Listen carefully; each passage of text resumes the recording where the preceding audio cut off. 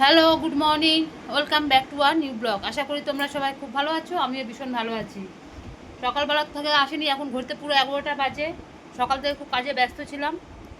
সবার খাওয়া হয়ে গেছে, আমার বর খেয়ে কাজে চলে গেছে। আমার ছেলে সকালবেলা দিদিবাড়িতে ছিল, তো সকালবেলা পড়তে গেছে দিদিবাড়ি থেকে, পড়ে বাড়িতে এসছে। এসে ছেলেটার শরীরটা ভালো না, ছেলেটার পেটটা একটু গরম গরম হয়েছে, খুব ব্যথা বলছে, পেটটা ব্যথা। কালকে রাত্রেবেলাও বললাম। এখন আসছে, শুধু প্লেন জল মুড়ি দিলাম, দুধ টুধ কিচ্ছু দিইনি, স্রেফ জল মুড়ি। আমি যেটা খা, পেটটা ঠান্ডা হবে। জল মুড়ি খেয়েছে, এতক্ষণ একটুখানি শুয়েছিল। আমার বর কাজে চলে গেছে।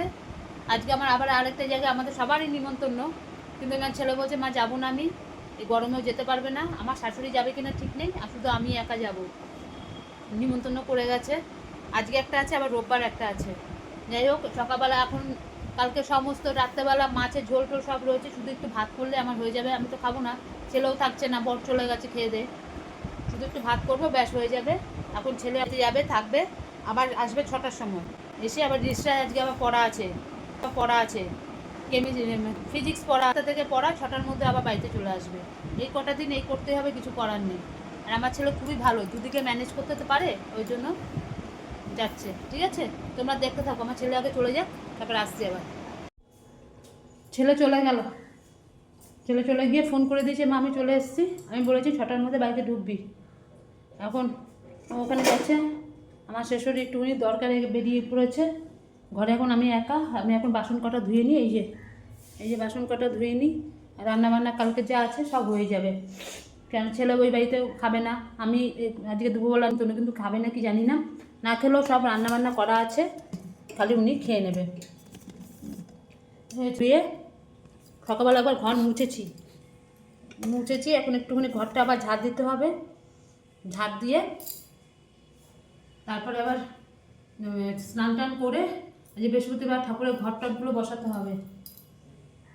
অনেক কাজে বসিয়ে টসিয়ে তারপরে যাবো নিমন্ত্রণ, দুপুরবেলা নিমন্ত্রণ আছে, দুপুরবেলা যাবো।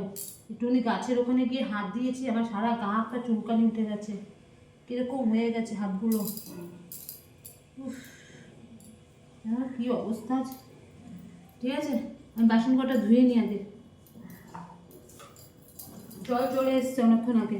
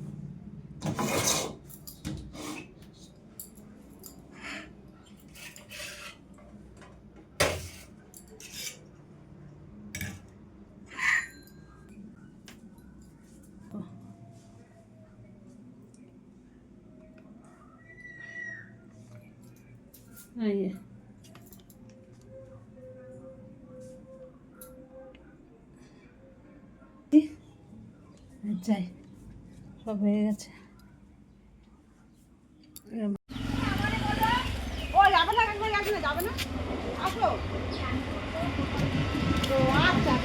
মানে এখন অনেক দেরি আছে। এই যে আমরা সব নিমন্ত্রণে খেতে যাচ্ছি। এই যে সবাই আমরা পাড়ার সবাই মিলে টাকাবার কি আছে দেখি। এই যে সবাই মিলে যাচ্ছি, সবাই রেডি। আমরা এখন যাচ্ছি ঠাকুরের প্রসাদ খেতে। তুই কোথায় যাচ্ছিস?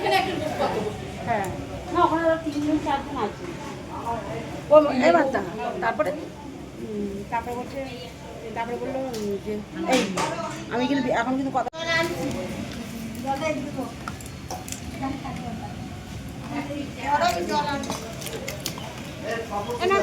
ধরো এবার না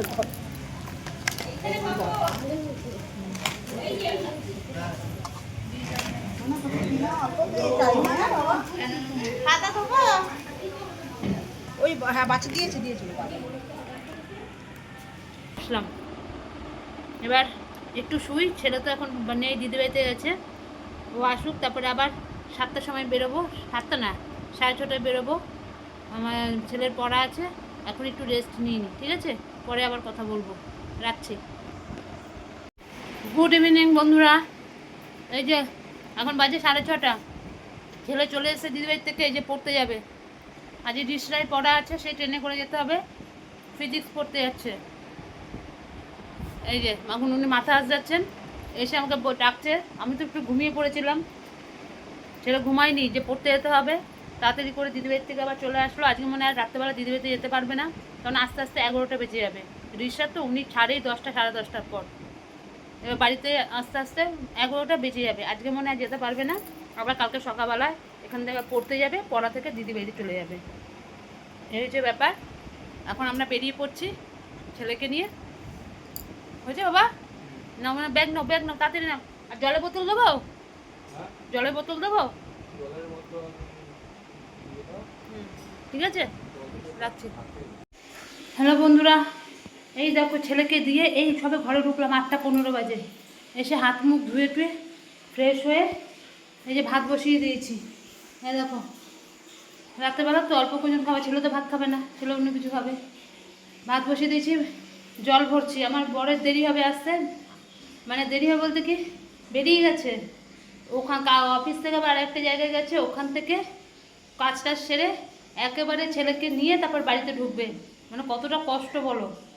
একবারে সোজা আমার কোন ইয়েতে নামবে না, একবারে রিক্সায় নামবে, নেবে ওইখান থেকে ছেলেকে নেবে। স্টেশন থেকে হেঁটে 15 মিনিট হাঁটতে হয়, হেঁটে তারপরে স্যারের বাড়ি।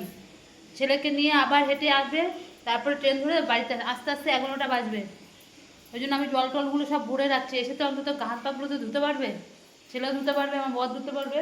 ওই জন্য সব জল ভরে রাখি। আর এই সঙ্গে সঙ্গে এসে আমি চালটা ভিজিয়ে গেছিলাম, ধুয়ে টুয়ে সব রেডি করেই গেছিলাম। এসেই আমি খালি বসিয়ে দিলাম ভাতটা। এই যে হয়েছে, বাথরুমে জল টল ভরে যাচ্ছে। বাবা কি গরম লাগছিল, কি গরম লাগছিল, থাকতে পারছিলাম না গরমে। এত গরম লাগছে, এত গরম লাগছে।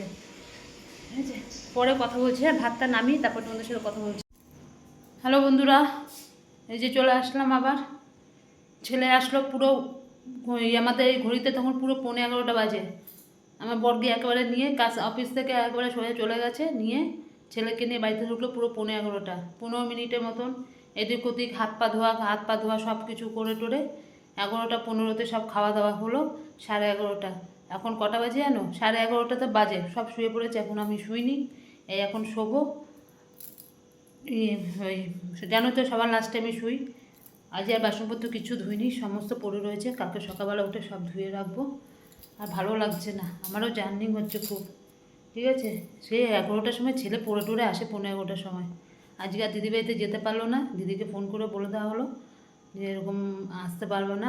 ছেলেই বলে দিল যে মুন্না আমি আর আসতে পারবো না, আজকে 11টা বেজে গেছে, আবার কালকে সকালবেলা 6:30 থেকে পড়া আছে। ওই জন্য ছেলেটা পাচ্ছে না, প্রচুর কষ্ট হচ্ছে, ঠিক আছে। আমিও ভিডিওটাকে আর বাড়াচ্ছি না, আজকের মতন এখানেই শেষ করছি। আমার ভিডিও যদি তোমাদের ভালো লাগে লাইক করো, শেয়ার করো, কমেন্ট করো, আর আমার চ্যানেলটিকে সাবস্ক্রাইব করে দিও। কালকে আবার আসবো নতুন একটা ভিডিওর সাথে। আজকের মতন টাটা, গুড নাইট।